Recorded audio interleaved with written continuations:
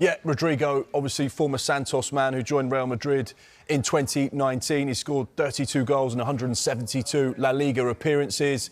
He's won 3 La Liga titles. He's won 2 Champions Leagues.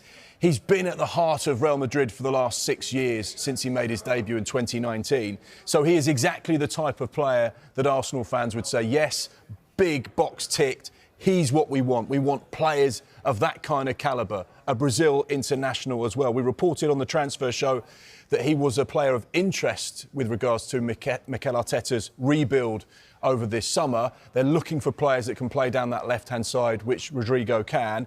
This morning we've had a little bit more detail to say that he's actually not just a player of interest, but one of Arsenal's top targets for that left-sided position. As things stand, there's been no formal club-to-club communication. This is very much just still interest at this stage.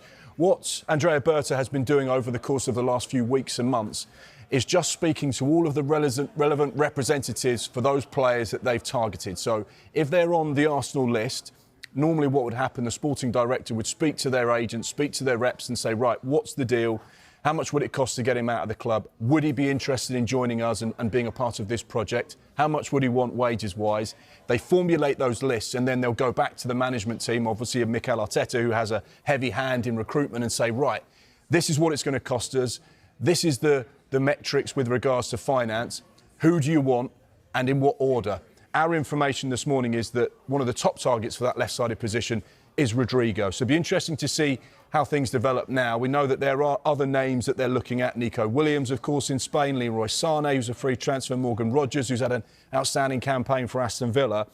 And they're looking for proven quality. They're looking for players that can take them from being the nearly boys to the Premier League champions.